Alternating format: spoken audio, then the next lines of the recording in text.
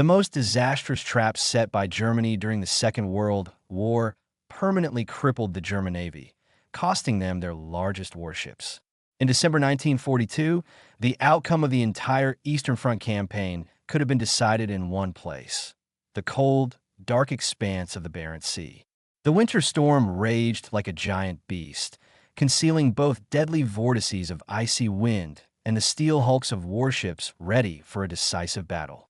Admirals of the Third Reich were confidently preparing an ambush designed to annihilate an Allied convoy heading for the Soviet Union.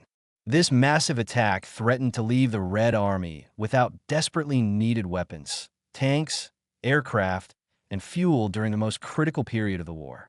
The Germans' main objective was to strike a blow so devastating that the Allies would forever abandon the risky business of sending powerful convoys to support Moscow and Stalingrad.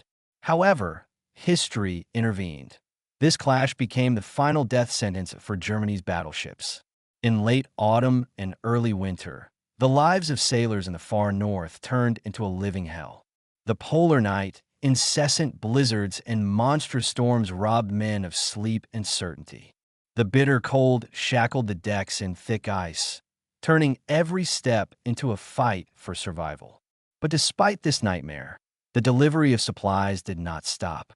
Each convoy consisted of dozens of transport ships, fully loaded with everything vital for the front lines. The Allies knew that if even a fraction of these crucial supplies failed to reach Murmansk, the Soviet Union situation would become even more dire. At that time, the front lines were ablaze near Stalingrad. The enemy was rapidly pushing towards the Volga, and the fate of the entire war hung by a thread. It was during this period that the British convoy, codenamed JW-51B, sailed from a Scottish port. Its holds carried tens of thousands of tons of fuel, hundreds of military vehicles, including aircraft, and vast supplies of ammunition. German intelligence was already aware of the convoy. From the depths of the Norwegian fjords, the heavy cruiser Admiral Hipper, the so-called pocket battleship Lützow, and 6 destroyers prepared to set sail. These were all the major surface combatants Germany had left in the north, and the command was eager to prove the Reich could still dominate the sea. The battle that followed became a humiliation for the Germans, while for the Allies, it symbolized courage and tactical ingenuity. Although the German forces possessed numerical and technical superiority, in this battle, they lost something more than just ships. They lost faith in the power of their capital ships. On December 22, 1942, a new Allied convoy, JW-51B, set course for the northern waters from Lützow in Scotland. It wasn't the largest, but it proved to be one of the most vital. It consisted of 15 merchant ships, loaded to capacity with weapons, equipment, and provisions for the Red Army. This cargo was meant to be salvation for the Soviet soldiers engaged in bloody fighting near Stalingrad, where the outcome of the entire World War was being decided. Imagine the sheer volume. Over 80 fighter planes, 30 bombers, more than 200 armored vehicles, mostly tanks, 24,000 tons of fuel, and 55,000 tons of various supplies. If successfully delivered to Murmansk, all of this could radically shift the balance of power on the Eastern Front. At the time, the Red Army was fighting not only the enemy, but also the cold, starvation, and an acute shortage of gear. The sailors on the decks of these transports knew their mission was not just dangerous, it was deadly. The Barents Sea was unforgiving. German U-boats, gathering like wolf packs, hunted convoys, sinking one vessel after another. And in northern Norway, German surface forces waited in full readiness, anticipating the moment to strike a crushing blow. Every day of the journey turned into a game of death, forcing the Allies to rely on both luck and iron endurance. Yet the captains knew they could not allow a single transport to turn back. The cargo was too important. At this critical juncture, the Red Army was desperately defending its positions on the Volga, and new tanks, fuel, and ammunition were vital to hold back the German advance. The invisible supply lines led from the sea directly to Stalingrad, and they had to withstand any storm. The beginning of the convoy's journey was relatively calm. Winter Arctic darkness concealed the ships, offering a chance to remain unseen by the enemy. However, the sailors knew that if their route was discovered, the deadly hunt would begin. The convoy was escorted by the best of the British fleet, ready to fight to the very end. To guard such a vital cargo through the icy Arctic waters, the Allies assigned convoy JW-51B one of their most formidable escort units. The entire operation was led by Captain Robert Sherbrooke, a man of unyielding resolve, ready to sacrifice himself rather than surrender the transports to the enemy. The escort included 6 destroyers. Their primary task was to screen the merchant ships with smoke, repel submarine attacks, and, if necessary, engage in deadly combat with much larger German ships. They were joined by 2 light cruisers, 2 corvettes, several trawlers, and a minesweeper. These forces seemed impressive, but the British faced the challenge of protecting large, unmaneuverable merchant ships amid the endless polar night, blizzards, and ice storms. The Arctic hid them from the enemy, but it was also a dangerous adversary itself. Sudden squalls could break up the formation, and snow squalls turned the sea into a white wall where ships could lose sight of each other in minutes. In these extreme conditions, every person on board knew their role. The destroyers, like predatory wolves, circled the transports, ready to take the first hit. The cruisers stayed slightly further away, prepared to engage any German capital ship immediately. The corvettes and minesweepers monitored underwater threats, gathering data on every suspicious noise in the dark water. The secret weapon of the Allies on this voyage was winter itself. The December night completely shrouded the convoy in impenetrable darkness, and the rare lights on the horizon were barely visible. The Germans understood that any engagement in such conditions would be akin to fighting blind, where victory depended less on brute force and more on composure and cunning. It was in this icy darkness that the great naval drama began. Just a few days after setting out, nature decided to test the British sailors' resilience. One of the season's fiercest storms descended upon the convoy. As convoy JW-51B was already pushing through the dark Arctic waters for several days, the skies decided to test the sailors to their limits. On the evening of December 28th, a storm of such intensity struck the fleet that even the most seasoned captains later admitted they had never witnessed its like. The wind howled like a living creature, and waves rolled in like walls, crashing onto the decks as icy spray. Destroyers and transports began to lose formation. The colossal forces of nature scattered the convoy, and ships disappeared from each other's view, as if swallowed by an abyss. The storm spared no one. Even the cruisers, which proudly held their course, began to shudder under the assault of the water. Snowfall and utter darkness turned everything into an endless curtain of white and black. Radio communication and signal lights were almost useless, and radar struggled to distinguish ship silhouettes in the chaos of the waves.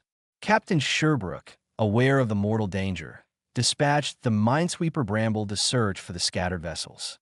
This small ship, despite its modest size and light armor, managed to collect some of the straggling transports and guide them back into formation. The courage of the Bramble's crew remains legendary.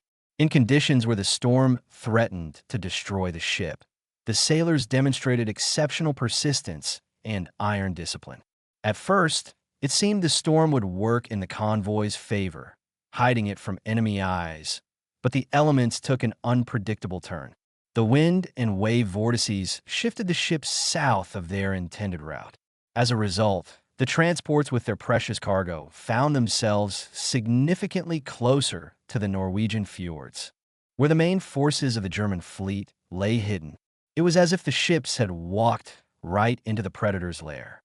At the same moment, British intelligence relayed alarming news. Unusually high activity in German radio traffic was detected on the Norwegian coast. All signs indicated that the enemy was preparing a major operation. Captain Sherbrooke immediately ordered all crews to exercise extreme caution, watch the horizon intently, and trust no silhouette. However, despite all precautions, the enemy already knew of the convoy's approach. A German U-boat had spotted the convoy and transmitted the signal to headquarters. This initiated the operation the Germans called Rainbow. Now, everything depended on who could strike first in the icy gloom. The German High Command fully understood the strategic importance of convoy JW-51B. Its destruction would strike a terrible blow not only to the Soviet Union, but to the entire anti-Hitler coalition. At the Kriegsmarine headquarters in Norway, the decision was made to launch the daring Operation Rainbow. For the first time in a long time, the Germans planned to deploy their largest surface ships. In the snow-covered Altenfjord, under the command of Vice Admiral Oskar Kummetz, the best ships Germany still possessed in the Northern Theater were assembled. The strike group included the heavy cruiser Admiral Hipper, armed with 8-inch guns, the pocket battleship Lützow, with 11-inch guns and 6 destroyers. These forces were more than sufficient to crush the British escort in a short, fierce clash and destroy the defenseless transports. The attack plan looked flawless. The Hipper with 3 destroyers would attack from the north, distracting the British ships and drawing them into a fight. Meanwhile, the Lützow with the remaining destroyers would swiftly strike from the south and quickly destroy the merchant ships. In Kummetz's estimation, the Allies, caught between 2 fires, had no chance of survival. However, the operation had a hidden flaw. Adolf Hitler, already disappointed by numerous naval failures, was absolutely unwilling to risk his major ships. Just before setting sail, Kummetz received an order from High Command: avoid direct confrontation with superior enemy forces and act purely based on the local situation. Thus, the admiral found himself in a contradictory position. On one hand, he was tasked with destroying the convoy, and on the other, strictly forbidden from taking excessive risks. Nevertheless, on December 29th, the German ships, hidden by the darkness of the polar night, left the fjord. The sailors aboard knew that a battle capable of changing the course of the war awaited them. The wind drove snow, dust across the sea. The water churned beneath the keels, and a sense of imminent hunting hung over everything. Soon, the Allied convoy was within reach of the German vessels. The Germans planned to deliver the decisive blow at dawn on December 31st, right on New Year's Eve. Their plan seemed perfect: attack suddenly, swiftly, and ruthlessly. The morning of December 31st, 1942, began with a silence broken only by snow squalls and the roar of the wind over the Barents Sea. The polar night still reigned, and ship lookouts strained their eyes, trying to distinguish any silhouettes. At 8:30 a.m., observers on the British corvette HMS Hyderabad spotted 2 unidentified vessels on the horizon. Initially, the sailors assumed they were Soviet ships coming to reinforce the convoy's escort. 10 minutes later, the destroyer HMS Achates spotted a 3rd silhouette, and its commander, unwilling to take chances, moved his ship closer. At 9:30 a.m., he attempted to establish contact, sending a signal lamp request for identification. There was no reply, and at that moment, the night suddenly exploded with bright flashes. German destroyers had opened fire. The thunder of shells rolled through the icy air, and the water around the British ships erupted in white geysers. The first salvos burst over the decks. The misidentification had become a deadly trap. The Germans hoped to quickly sink the escort and break through to the defenseless transports. But Captain Sherbrooke acted instantly. His destroyers immediately laid down a dense smoke screen, concealing the convoy in the snowy fog, and rushed into the fight. The German destroyers were soon joined by the heavy cruiser Admiral Hipper. Its 4 turrets, equipped with 8-inch guns, began methodically raining fire on the British ships. Sherbrooke's flagship, HMS Onslow, nearly collided with the giant Hipper in the thick smoke screen, but Sherbrooke did not back down. His ships, despite their smaller caliber guns, steered straight toward the enemy, firing back and making false torpedo runs to force the Germans to keep their distance. Every maneuver in that snowy turmoil was like a dance of death. Soon, the Hipper found its mark on the destroyer Achates. A shell struck the bridge directly, killing most of the command staff. However, the surviving sailors, rather than abandoning ship, continued to produce smoke, covering the transports until the very last moment. Achates sank, but its sacrifice was not in vain. The battle intensified with every minute, and it seemed the Germans were gaining the upper hand. But the British had an unexpected surprise. Soon, the silhouettes of the heavy cruisers HMS Sheffield and HMS Jamaica, reserve ships positioned at sea in case of an attack, appeared on the horizon. The fiery chaos of the battle escalated. When the British cruisers suddenly appeared, what the Germans had thought would be an easy hunt turned into a deadly nightmare. Their sudden intervention caught Admiral Kummetz completely off guard. Instead of finishing off the battered escort and breaking through to the transports, the Germans were forced into a fight with an equally strong and far more determined opponent. The Admiral Hipper concentrated its fire on the flagship Onslow. Shells tore into its sides one after another, leaving the bridge a ruin. Captain Robert Sherbrooke was severely wounded by shrapnel to the face and chest, but bleeding profusely, he continued to command the battle, giving orders from the bridge and refusing to leave his post. His incredible tenacity and resolve inspired the crew and boosted the morale of the other ships. Meanwhile, the British cruisers opened precise fire on the Admiral Hipper. In the snowy maelstrom, the heavy German ship sustained several hits, one of which knocked out its main artillery. The Germans clearly hadn't anticipated such ferocious resistance. Their carefully laid plan was collapsing before their eyes. The destroyer Achates, mortally wounded early in the fight, still performed its duty, releasing a thick smoke screen and hiding the transports from enemy sights. Even as its hull slowly sank beneath the waves, the sailors did not stop working, knowing their sacrifice was saving thousands of other lives. At the same time, the German pocket battleship Lützow, which was supposed to deliver the decisive blow against the transports, failed to execute its plan. Dense snowfall, smoke, and disrupted coordination caused the Germans to lose sight of their targets.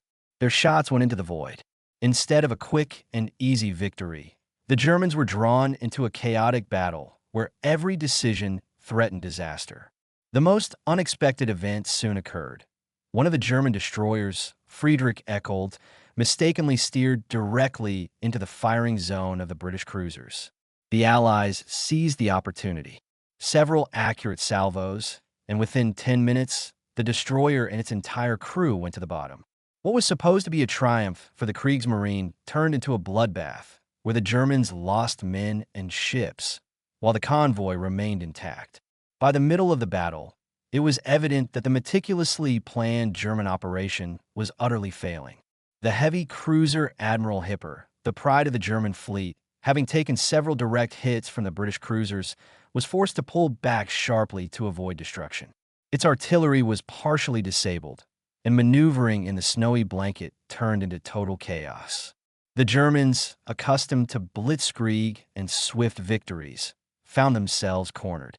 The pocket battleship Lützow, expected to deliver the decisive blow to the defenseless transports, never managed to execute its task. Low visibility, continuous blizzard, and the thick smoke screen the British maintained despite their losses prevented German gunners from seeing their targets. The Giant, with its 11-inch guns, fired almost blindly, sending shells into empty water.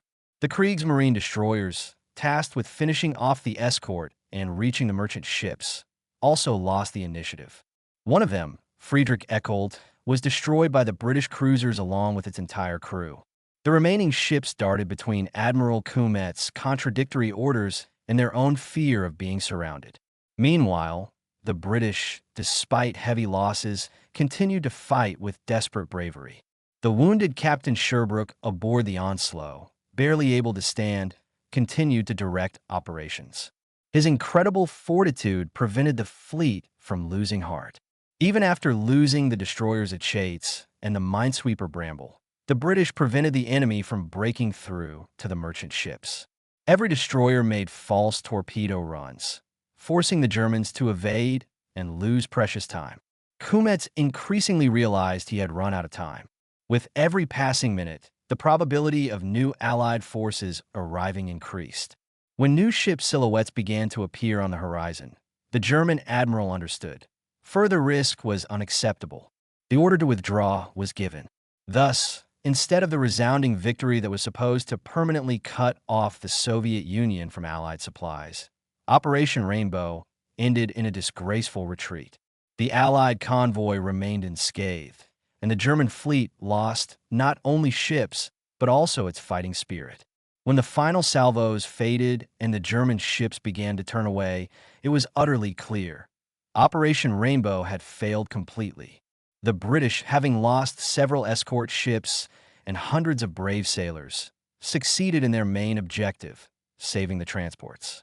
Not a single merchant vessel from convoy JW-51B was sunk. They soon continued their journey to Murmansk, delivering the desperately needed weapons, fuel, and equipment to the Red Army. In Berlin, the news of the failure caused shock. Adolf Hitler, who had expected a naval triumph, flew into a furious rage. For him, this failure meant not only a loss of reputation, but final proof of the uselessness of heavy surface ships. In a fit of temper, he ordered the immediate decommissioning of all major Kriegsmarine combat units, converting battleships and cruisers into static coastal batteries or scrapping them for metal. The commander-in-chief of the Navy, Grand Admiral Erich Raeder, an old-school man, could not accept this decision. He resigned, refusing to carry out orders that would destroy his fleet. Karl Donitz, a fanatical proponent of submarine warfare, was appointed in his place. From that moment on, Germany abandoned hope in its battleships and concentrated all efforts on the construction and deployment of U-boats. Thus, one battle in the icy waters of the Arctic decided the fate of an entire fleet. German battleships never again participated in serious operations. Their era ended on that polar night when British destroyers and cruisers, at the cost of incredible bravery, shattered the enemy's plans. The Allies celebrated a victory. The convoy delivered its cargo, the Red Army received vital support, and the world realized that Germany had lost its main weapon at sea. This was another step towards turning the tide of the war. The Battle of the Barents Sea, seemingly just one of many naval clashes of World War II, was actually a turning point that changed the strategy of an entire nation. Convoy JW-51B successfully reached Murmansk, and its cargo ended up exactly where it was needed most, on the Eastern Front. Tanks, planes, ammunition, and fuel bolstered the Red Army, which, just weeks later, surrounded and crushed the German Sixth Army at Stalingrad. Meanwhile, Germany suffered not just a military, but a psychological defeat. Its pride, the surface fleet, never again became a force capable of deciding the war's outcome. Battleships and cruisers were effectively erased from the command's plans. And from that day on, the Reich's focus was exclusively on the U-boat fleet. But even submarines could no longer reverse the situation. The Allies gained strength day by day, and the Soviet Union's sea lines of communication remained viable. For the British, this battle was a shining example that discipline, resilience, and a willingness for self-sacrifice can halt even a significantly stronger enemy. For the Soviet Union, it was another sign that Allied supplies would continue, that help would come even through fire and icy waves. And for the Germans themselves, it became a symbol of missed opportunities and defeats that were only beginning to multiply. It can be confidently stated that the failure of Operation Rainbow predetermined the end of the German battleship era. No major surface ship of the Reich was ever able to play a decisive role in the war again. The story of this battle is a story of the courage of sailors who understood that their sacrifice was necessary not just for their ships, but for the millions of soldiers and ordinary people fighting on the fronts and living in besieged cities. It is a story that is forever remembered as an example of how, even in the bleakest conditions, one can endure and ultimately triumph.